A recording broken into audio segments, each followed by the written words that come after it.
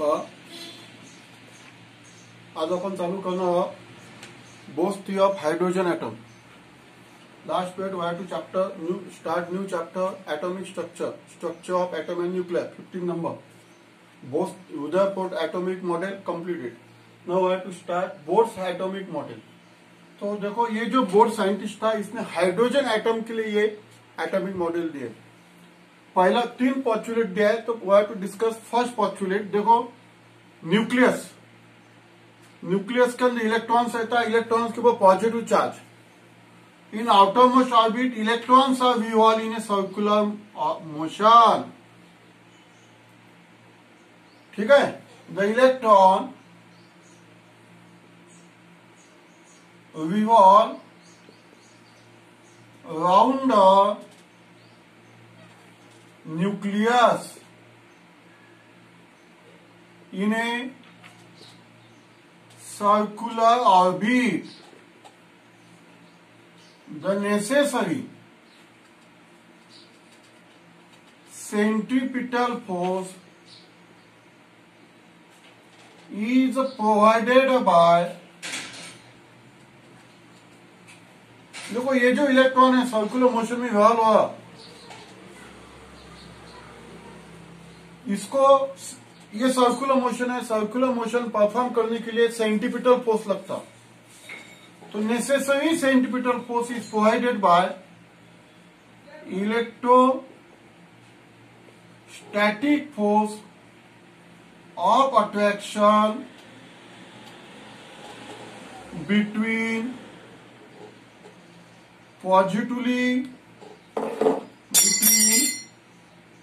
negatively charged electron and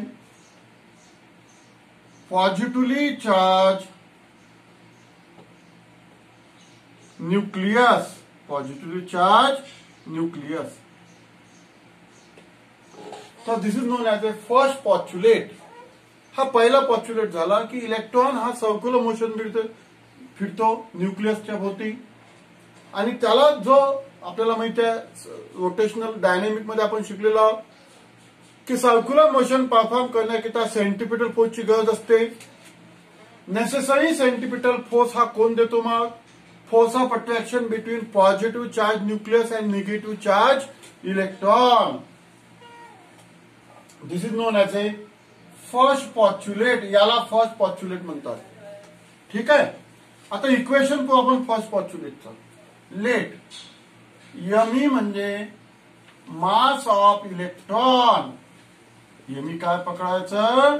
mass of. Vn म्हणजे velocity of electron in nth orbit. Rnb radius of nth orbit.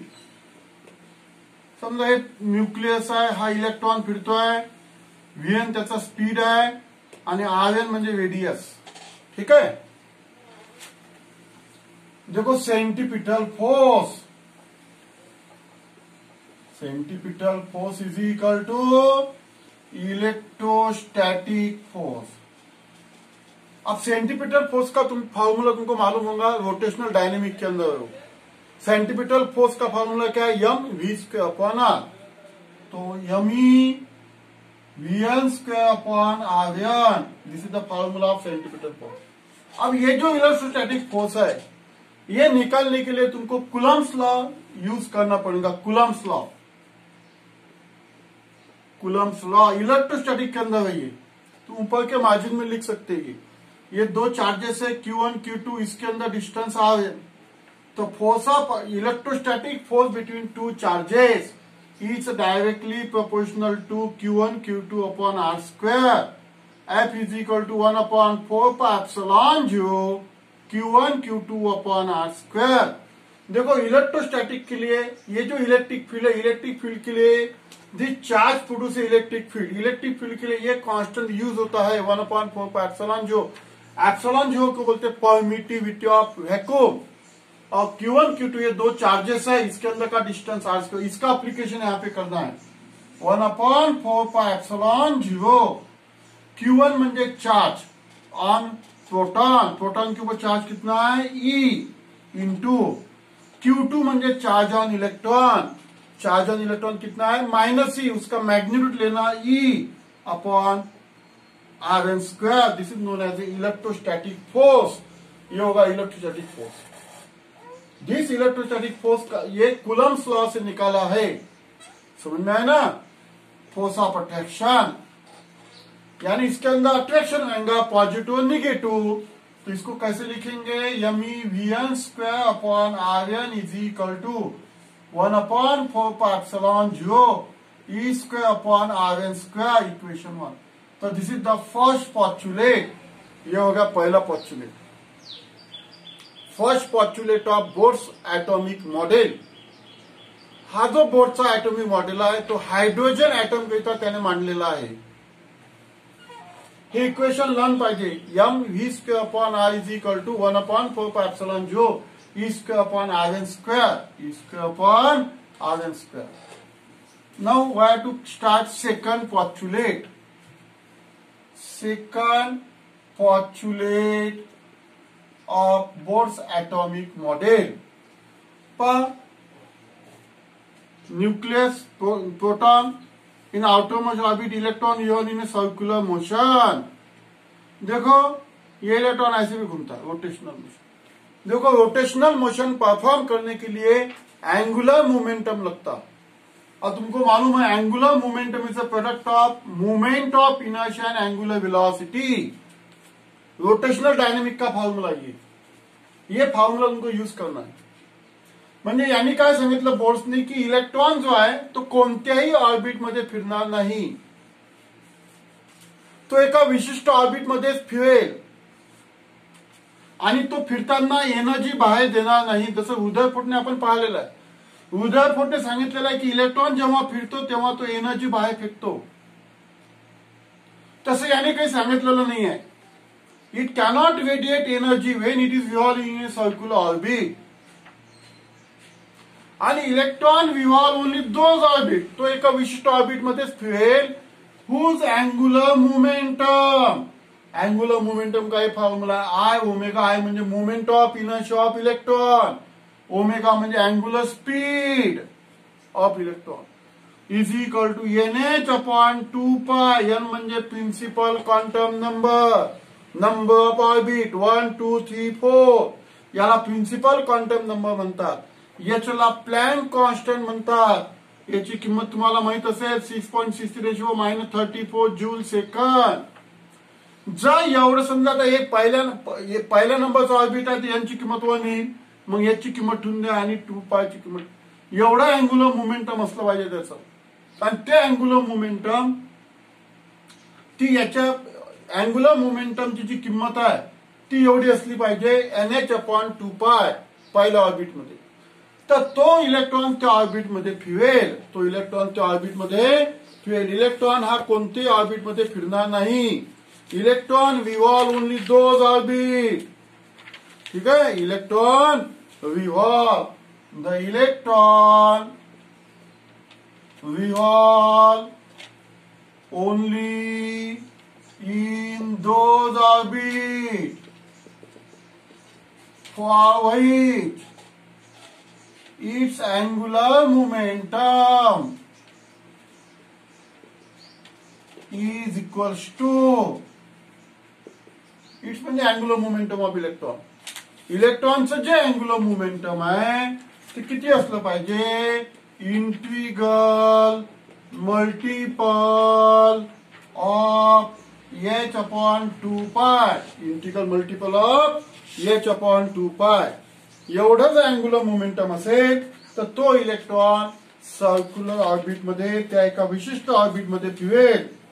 Electron revolve only those orbit for which its angular momentum equals to integral multiple of H upon 2π. Those orbit are called as,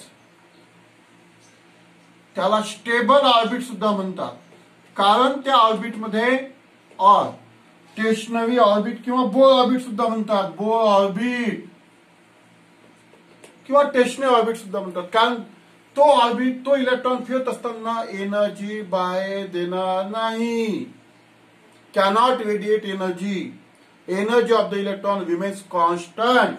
electron फिरत असताना तो energy बाहर देना नहीं. Electron की energy constant. देखो जब electron revolve होता है तो उसके पास एनर्जी होती है. वो एनर्जी काइनेटिक के फॉर्म में भी होती, पोटेंशियल की भी फॉर्म में होती, टोटल होती भी. Total energy equal to kinetic plus potential. उसका आर्टिकल बाद में निकालना अपने को. वो जो इलेक्ट्रॉन की एनर्जी है वो कांस्टेंट होती है stable orbit of Bohr orbit और स्टेशनरी ऑर्बिट. तो ये होगा सेकंड पॉस्टुलेट. अभी सेकंड पॉस्टुलेट का equation, therefore angular momentum of electron is equal to NH upon 2π. Angular मोमेंटचा फॉर्म्युला काय, I omega is equal to NH upon 2π. Where I म्हणजे काय असते, movement of inertia of electron. Omega म्हणजे angular velocity of electron. आणि N ला म्हणतात principal quantum number. यांना काय म्हणतात, principal quantum number. N is equal to 1 2 3 4. H म्हणजे प्लँक कॉन्स्टंट. यांना काय म्हणतात, प्लँक कॉन्स्टंट. तर अँग्युलर मोमेंटम लर्न कर डालो. ये angular momentum of electron is equal to NH upon 2π. I omega is equal to NH upon 2π. I म्हणजे moment of inertia, omega म्हणजे अँग्युलर व्हेलॉसिटी, एन म्हणजे प्रिन्सिपल क्वांटम नंबर म्हणजे number of orbit. याला म्हणतात Planck constant. ठीक है. देखो moment of inertia का फॉर्मूला तुमको मालूम होगा, mr², इसको mrn² को इंटू, देखो V is equal to R omega, omega is equal to V upon R. This is the relation between linear velocity and angular velocity. तुमचं झालं असेल हे रोटेशनल डायनामिक मध्ये, सर्क्युलर मोशन मध्ये. म्हणून ओमेगाची किंमत टाकून द्या, Vn upon Rn is equal to NH upon 2π. Substitute value of moment of inertia, substitute value of omega. एक आयन कॅन्सल झाला, ME Rn Vn is equal to NH upon 2π. तर this is the final equation of second postulate of atomic model of Bohr's theory, Bohr's atomic model. हे second पॉस्टुलेटचं equation आहे Bohr's atomic मॉडेलचं. हे learn करून टाकायचं, MRV is equal to NH upon 2π. इथं moment of इनर्शियाची किंमत ठेवून दिली आणि ओमेगाची किंमत ठेवून दिली. रिलेशन बिटवीन लिनियर व्हेलॉसिटी आणि अँग्युलर व्हेलॉसिटी.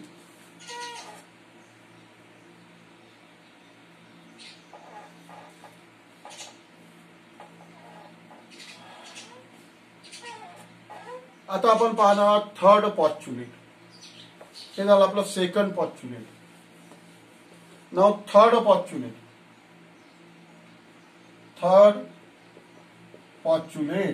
तिसरं पॉस्टुलेट. आता तिसरं पॉस्टुलेट तुम्हाला माहित असेल, न्यूक्लियस मध्ये प्रोटॉन्स असतात आणि हे आउटर मध्ये इलेक्ट्रॉन्स सर्क्युलर ऑर्बिटमध्ये फिरतात. रुदरफोर्डनं काय सांगितलं होतं की जेव्हा तो फिरतो त्यावेळेस एनर्जी बाहेर देतो. आता इथं एनर्जी कसं त्याने सांगितलेलं आहे पहा. हा समजा 1 नंबर का ऑर्बिट है, ये 2 नंबर का ऑर्बिट है, ये 3 नंबर का ऑर्बिट है. समझो इसका टेम्परेचर बढ़ गया और इसको इलेक्ट्रिक फील्ड लगा दिया, तो ये जो इलेक्ट्रॉन है पहले नंबर का ऑर्बिट का, ये एक्साइट होता, एक्साइट एकदम वो सेकंड ऑर्बिट में जाएगा, नहीं तो यहां पे जाएगा. वो एक्साइट होगा, टेम्परेचर बढ़ा दिया तो एटम का, और वो यहां पे जाएगा सेकंड ऑर्बिट में, और थर्ड में भी जा सकता. लेकिन यहाँ पे जो टाइम है उसका वो बहुत कम टाइम है, and it returns to is original condition. तो पुन्हा ओरिजिनल कंडिशन वापस येतो. It jump from second orbit to first orbit. जेव्हा तो वरतून जम्प घेईल पहिल्या ऑर्बिटवर, तेव्हा तो इथून एनर्जी बाहेर फेकेल in the form of proton. In the form of proton. समजा इलेक्ट्रॉनची एनर्जी इथे E1 आहे, इलेक्ट्रॉनची एनर्जी E2 आहे. एक लक्षात ठेवा की इलेक्ट्रॉनची जी एनर्जी असते सगळ्यात कमी 1 नंबरच्या ऑर्बिटवर असते, याला ग्राउंड स्टेट म्हणतात. It is non as A ground state. याला ग्राउंड स्टेट म्हणतात. जसं जसं ऑर्बिट वाढत जाईल त्याप्रमाणे इलेक्ट्रॉनची एनर्जी वाढत जाईल.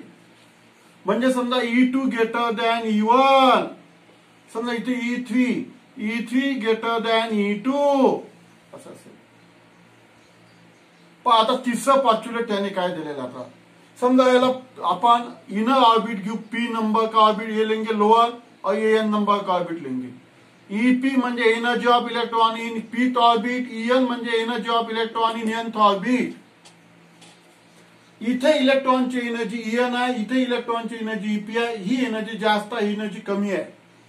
समजा तो इलेक्ट्रॉन एक्साइट झाला होता आणि इथे आलेला होता. ही जी 2 नंबर याला एक्साइटेड स्टेट म्हणतात. तो आता सध्या एक्साइटेड स्टेट मध्ये आहे. तो जम्प घेईल, त्याच्या ओरिजिनल कंडिशनला वापस येईल. ऍक्च्युअल हा इलेक्ट्रॉन इथचा होता, तो एक्साइट झाला होता म्हणून तो इथे आला. आता तो जम्प घेईल इथे आणि जम्प घेतल्यानंतर तो एनर्जी बाहेर फेकेल in the form of proton. When electron jump from higher stable orbit to lower stable orbit. तुम्ही स्टेबल म्हणू शकता किंवा स्टेशनरी सुद्धा म्हणू शकता. It radiate energy. Radiate म्हणजे emit energy. It radiate energy in the form of photon. In the form of photon. फोटॉनच्या form मध्ये जेव्हा तो वरतून खाली जम्प घेतो फोटॉनच्या फॉर्म मध्ये एनर्जी रेडिएट करतो. which equals to हा जो एनर्जीचा डिफरन्स असतो तेवढा डिफरन्स तो फोटॉन म्हणून बाहेर पडतो. which equals to difference of energy. which equals to difference in energies. difference in energies of electron in two orbit.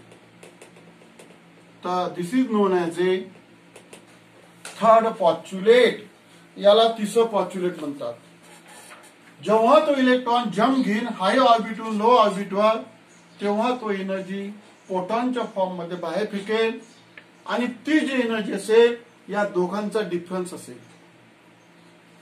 इथे एनर्जी समजा पहिला ऑर्बिट असेल. उदाहरण देतो तुम्हाला.